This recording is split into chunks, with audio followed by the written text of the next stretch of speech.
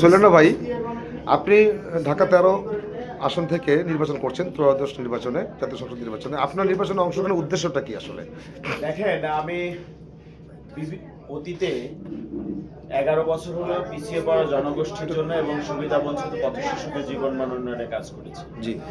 আমি ঢাকাতে ছায়াতল বাংলাদেশ নামে একটা সংস্থা পরিচালনা করেছি, যে সংস্থাটি সুবিধা বঞ্চিত শিশুদের শিক্ষা, স্বাস্থ্য, পুষ্টি, বাসস্থান এবং পুনর্বাসনের জন্য কাজ করছে, এবং শিশুরা যেন মাদক সন্ত্রাসে যুক্ত না হয় তাই তাদেরকে আমি কর্মমুখী প্রশিক্ষণ দিচ্ছি। এই স্বাভাবিক সামাজিক কাজগুলো করতে যে দেখেছি যে অনেক কিছু বইয়ের পাতায় সীমাবদ্ধ থাকে।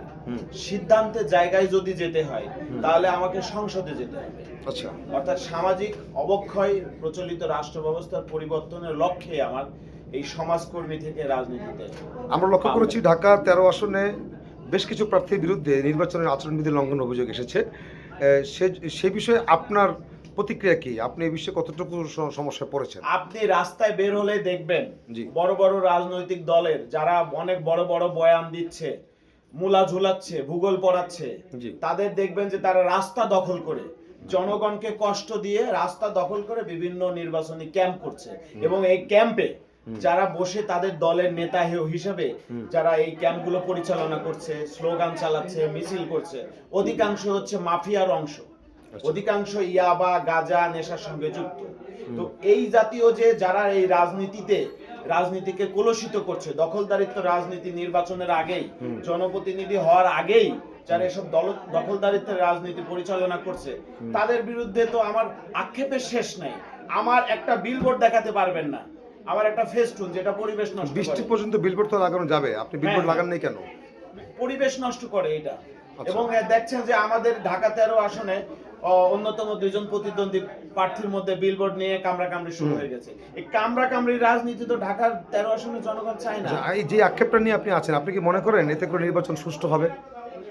দেখেন, এখন পর্যন্ত আমি আশ্বস্ত যে নির্বাচন সুস্থ হবে, যদি পুলিশ প্রশাসন, আইন শৃঙ্খলা রক্ষাকারী বাহিনী যদি তাদের সে মতাদর্শে স্থির থাকে এবং জনগণ সচেতন, জনগণকে কিন্তু আগের মতন সেই ভূগোল পড়ায় বোঝানো যাচ্ছে না, তাহলে কিন্তু নির্বাচন সুষ্ঠু হবে বলে আমি নির্বাচনে জয়লাভ করলে আপনি এই এলাকার ভোটারদের জন্য কি খুব সংক্ষেপে কিছু প্রতিশ্রুতি কি আছে? প্রতিশ্রুতি ভাই, প্রতিশ্রুতিবদ্ধ আমি না। আমি মানুষের জন্য বিগত দিনে কাজ করেছি, কাজ করতে চাই। মোটা দাগে প্রথম কাজ হচ্ছে মোহাম্মদপুর আদাবর অঞ্চলে, ঢাকা 13 আসনের এই অঞ্চলে আগে রাজা বাদশা জমিদাররা বাস করত, কিন্তু এখন মাদক সন্ত্রাসের অভয়ারণ্য।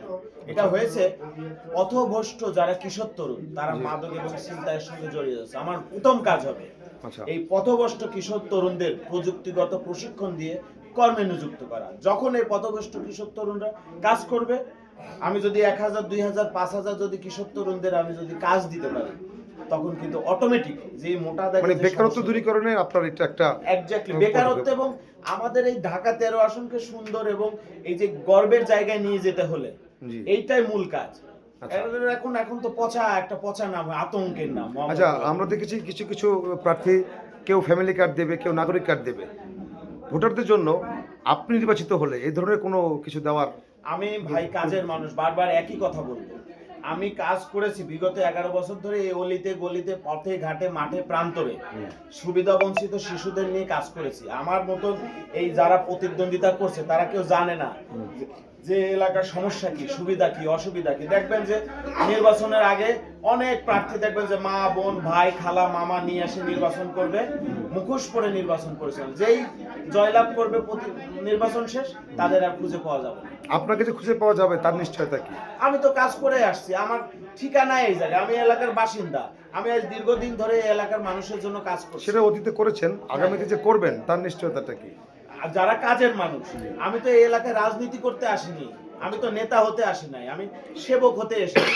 ঢাকা 13 আসনের জনগণ যদি আমাকে সুবিধা করে দেয়, সুযোগ করে দেয়, তারা যদি তাদের মূল্যবান ভোট আমাকে সহযোগিতা করে যদি আমাকে জনপ্রতিনিধি হওয়ার সুযোগ করে দেয়, আমি নেতা হব না, আমি তাদের সেবক হয়ে অতীতে যেভাবে কাজ করেছি আগামীতেও কাজ। আপনি তো স্বতন্ত্র দাঁড়িয়েছেন, কোন রাজনৈতিক দলের ব্যানারে দাঁড়ালেন না কেন? রাজনৈতিক দলের ব্যানারে, আমি যে রাজনৈতিক দলের ব্যানারে যেতে যাই সেখানেই দেখি দখলদারিত্ব, দৌরাত্ম্য, কলুষিত রাজনীতি। এই জন্য আমি নিরপেক্ষ, নির্দলীয় এবং স্বতন্ত্র প্রার্থী হিসাবে প্রতিদ্বন্দ্বিতা করছি। আমি জমিন থেকে আসমানের সঙ্গে প্রতিদ্বন্দ্বিতা করছি। আমার অর্থের জন্য নেই, আমার পেশি শক্তি নেই, আমার অঙ্গ সংগঠন নেই। আমি জমিনের মানুষ, মাঠে ঘাটা কাজকর্মী, যারা মাঠে ঘাটে কাজ করে বেড়ায়, সেইখান থেকে আমি আজকে জমিনের থেকে আসমানের সঙ্গে লড়াই। গত প্রায় 9-10 দিন তো কাজ করলেন, এতে করে কি মনে হচ্ছে ভোটারদের সাথে কথা বলে জয়ের ব্যাপারে কতটুকু আশাবাদী আপনি? ভোটাররা আসলে সেই ওই পরিবর্তনের রাজনীতি চাচ্ছে, দখলদারিত্ব, এই কলুষিত রাজনীতি থেকে বেরিয়ে আসতে চাচ্ছে, মানে নতুন কিছু চাচ্ছে, যে মানুষের এই নেতা চাচ্ছে না। দেখেন সামান্য সামান্য দেখেন যে অনেক বড় বড় ভিআইপি হেভিওয়েট প্রার্থী আমাদের ঢাকাতে আসবে, সামান্য বিলবোর্ড নিয়ে তারা কামড়াকামড়ি করছে। এরা ক্ষমতায় যে কি করবে? এরা তো সেবা রাজনীতি চালু করতে হবে। কিন্তু ভোটারদের কাছে পৌঁছতে হলে তো আপনাকেও এরকম ভাবে প্রচারণা আসতে হবে। হ্যাঁ। সেটা যদি আপনি না করেন তাহলে কি ভোট পাবেন মনে করেন? মানুষ পরিবর্তন চায়। আপনাকে প্রচারণার জন্য বিলবোর্ড ফেস্টুন তো লাগাতেই পারে, কিন্তু ঘটনা হলো ওইটা নিয়ে কামড়াকামড়ি এত বড় করাটা। বড় হেভিওয়েট প্রার্থী তারা কামড়াকামড়ি তারা করছে। কামড়াকামড়ি করছে এবং তাদের শব্দ চয়ন, বাক্য, তাদের অ্যাটিটিউড গুলো আক্রমণাত্মক। এদের দিয়ে মানুষের সেবা করা আপনি হবে। যে ভোটারদের কাছে পৌঁছলেন তাতে করে আপনার কি মনে হলো ভোটাররা কি চাচ্ছে?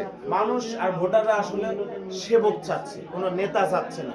বড় বড় দল, 55 বছরে বড় বড় দল, বড় বড় নেতা তাদের দেখা হয়ে গেছে। আচ্ছা। এখন তারা একটা সেবক চাচ্ছে, যে এই এলাকার যে সমস্যাগুলো জানে এবং সমস্যাগুলোর সমাধান করতে পারবে, তাকে দিবে। তাকেই চাচ্ছে। আমরা লক্ষ্য করেছি যে অবৈধ অস্ত্র এখনো উদ্ধার হয়নি সেভাবে।